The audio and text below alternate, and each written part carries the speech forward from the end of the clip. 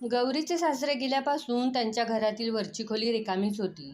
तिचा नवरा अनुप सकाळी लवकर कामासाठी निघायचा आणि रात्री उशिरापर्यंत परतायचा. तिला या एकाकी घरात राहावेसे वाटत नव्हते. वरच्या खोलीत एक संलग्न बाथरूम आणि स्वयंपाकघर देखील होते. बराच विचार करून त्यांनी तिथे भाडेकरू ठेवण्याचा निर्णय घेतला. ते राहत असलेल्या भागात अशा खोल्यांचे भाडे खूप जास्त होते, म्हणून त्यांनी कॉलनीतील किराणा दुकानात जाहिरात लावली. ते वाचूनच झील आली. तोंडात चिंगम, घट्ट मॉडर्न ड्रेस, उंच टाचाचे सँडल आणि इकडे तिकडे भिरभिरणारे निष्काळजी डोळे. एकदम मस्त. ती एका बहुराष्ट्रीय कंपनीत एक्झिक्युटिव्ह होती. हे बघा, मला शिपमध्ये ड्युटी आहे. कामाचे तासही ठरलेले नसतात, त्यामुळे अनेकदा रात्री उशीर होतो. तुम्हा लोकांना यावर काही आक्षेप असेल तर मला आधीच सांगा. मी जिथे राहत होते त्या आधीच्या ठिकाणी त्यांना माझ्या उशिरा येण्याचा त्रास होत होता. तुम्हाला ही मध्यमवर्गीय मानसिकता माहीत आहे. मुलीचे उशिरा येण्याचा थेट संबंध तिच्या चारित्र्याशी असतो. झील डोळे फिरवत म्हणाली. गौरीचे कान टवकारले. झील गौरीच्या उपस्थितीकडे जवळजवळ दुर्लक्ष करून अनुपशीच बोलत होती आणि हे तिला अजिबात आवडले नव्हते. जणू काही तिच्याशी बोलणे योग्यच नव्हते. तर तिच्या मते ती मुलगी असल्याने घराशी संबंधित सर्व चौकशी फक्त तिच्याकडेच करायला हवी होती. नाही नाही, आम्हाला काही अडचण नाही. वरच्या मजल्यावर जाण्यासाठी वेगळे प्रवेशद्वार आहे. मला माझ्या कारसाठी पार्किंगची व्यवस्थाही हवी आहे. त्यासाठी मी जास्तीचे पैसे द्यायला तयार आहे, झील बेफिकीरपणे बोलली. गौरीच्या आत आत्मसंवाद चालू होता. अरे, तिला पैशाचा खूप अभिमान आहे. ती एकटी राहते, घरी उशिरा परतते, मुलगी असूनही कारमधून प्रवास करते. वरून वृत्ती पहा. अनुप्रिया अतिहुशार मुलीशी एवढे छान का बोलतोय कळत नाही. का जाऊ देत नाही? असो, अशा मुलीच्या उपस्थितीने माझी काळजी कमी होणार नाही, उलट वाढेल. आमच्याकडे दुचाकी आहे. कार आमच्या पार्किंगमध्येच पार्क केली तरी चालेल. खोलीच्या सोबत एक स्वयंपाकघर आहे. ठीक आहे, मला याची गरज नाही. मला स्वयंपाक कसा करायचा हे माहीत नाही. मी फक्त बाहेरचे खाते. ही कोणत्या प्रकारची मुलगी आहे? नुसतीच वाढली आहे. काहीही कसे शिजवायचे हे तिला माहीत नाही. मी 10वीत असताना माझ्या आईने मला सर्व काही शिकवले होते. दुसऱ्याच्या घरी जाऊन ती काय करणार? अशा मुलीच घटस्फोट घेतात. गौरीचा सेल्फ डायलॉग चालूच होता. गौरीकडे दुर्लक्ष करत अनुपने सर्व काही ठरवून टाकले. या मुलीत तुला काय चूक दिसते? ती शिकलेली आहे, नोकरी करते, पण रात्री उशिरापर्यंत बाहेर राहणार का? अगं, त्यात काय आहे? आजकाल बहुराष्ट्रीय कंपन्यांमध्ये नाईट शिफ्ट्स आहेत. काम 24 तास सुरू असते. मग तो मुलगा असो किंवा मुलगी, हे सर्वांसाठी समान आहे. पण गौरीला पटले नाही. आता हे पण परंतु सोड. हे तुझ्या छोट्या गावात घडत नाही. इथे हे सामान्य आहे. तू तुझे जग तुझ्या घराच्या 4 भिंतीत बंदिस्त करून ठेवले. किती वेळा सांगितले तुला की वेळेनुसार स्वतःला बदल. बाहेरचे बँकिंगचे काही काम शिकलीस तर माझे काम कमी होईल. पण नाही, काळासोबत वाटचाल करणाऱ्या मुलींमध्ये तुला कमतरता दिसत आहे. असे म्हणत अनुप झोपी गेला, पण गौरीची झोप उडाली होती. अहो, बाहेरच्या कामाची काय गरज आहे? ती कामे पुरुषांसाठी आहेत. मी का शिकावे? घराबरोबरच बाहेरची काळजी घ्या. काही चुकतंय का? गौरी अनिच्छेने म्हणाली. झील त्यांच्या घरी शिफ्ट झाली. तिची बेफिकीर वृत्ती गौरीसाठी डोळस बनली होती. नकळत पण तिचे डोळे आणि कान झीलच्या येण्या जाण्याचा, ती केव्हा येत आहे, कोण सोडून जात आहे, तिने काय घातले आहे, इत्यादी गोष्टीचा मागोवा घेऊ लागली. झीलला सगळे समजत होते. गौरीच्या या वागण्याचे तिला वाईट वाटले, पण तिने त्याकडे दुर्लक्ष केले आणि तिथून निघून गेली.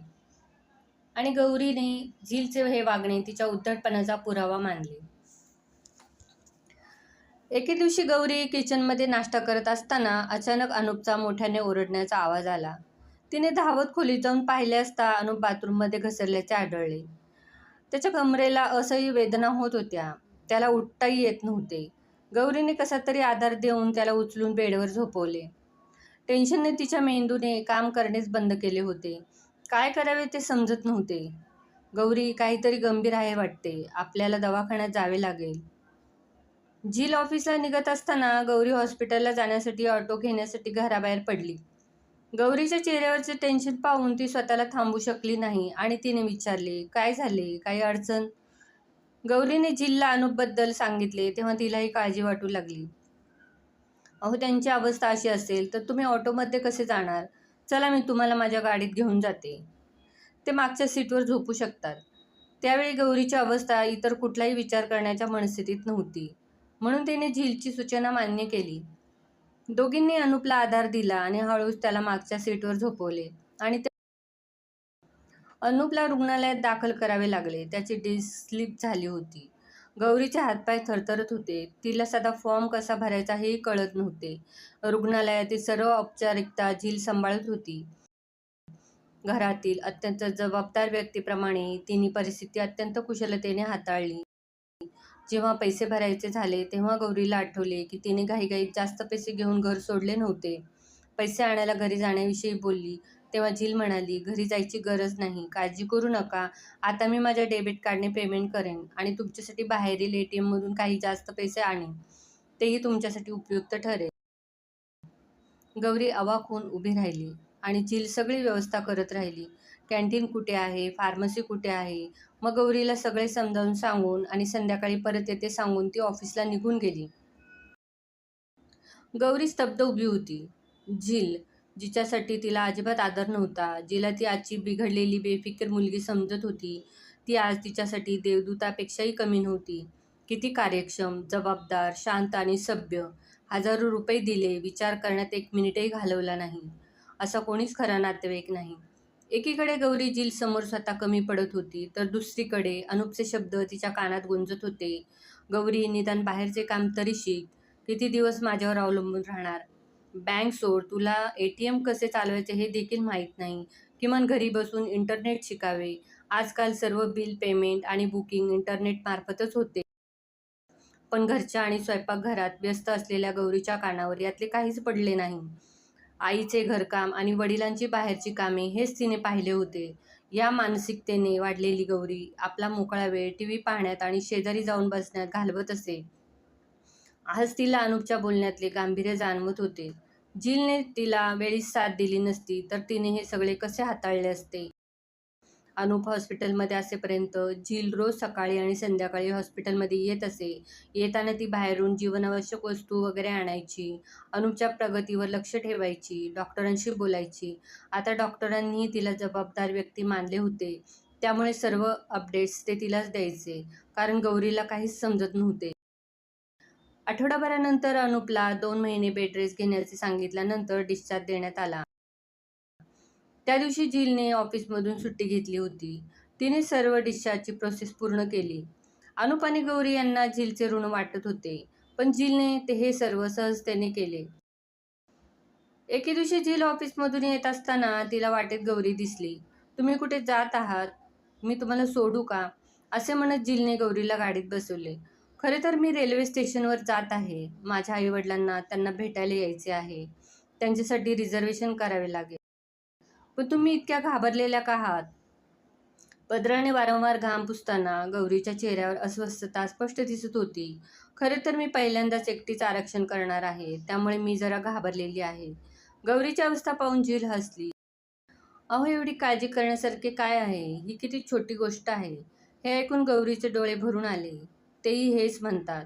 झील, मी घराबाहेरचे जग पाहिले नाही. मला वाटले की ते आहे तर मला हे सर्व शिकण्याची काय गरज आहे. पण गेल्या काही दिवसात जे काही घडले ते पाहिल्यानंतर मला समजले की मी किती चुकीची आहे. आजच्या न्यूक्लिअर फॅमिली युगात गृहिणीची जबाबदारी केवळ घरात बसून स्वयंपाकघर सांभाळून पूर्ण होत नाही. घरातील काम करणे इतकेच बाहेरचे काम करणे त्यांच्यासाठी महत्त्वाचे आहे. आता तो बेड रेस्टवर आहे तर घर ठप्प झाले आहे. आज मला अत्यंत असहाय्यहीन आणि अयशस्वी वाटत आहे, कारण मी शिक्षित असूनही तुझ्यासारखी बाहेरची कामे करू शकत नाही.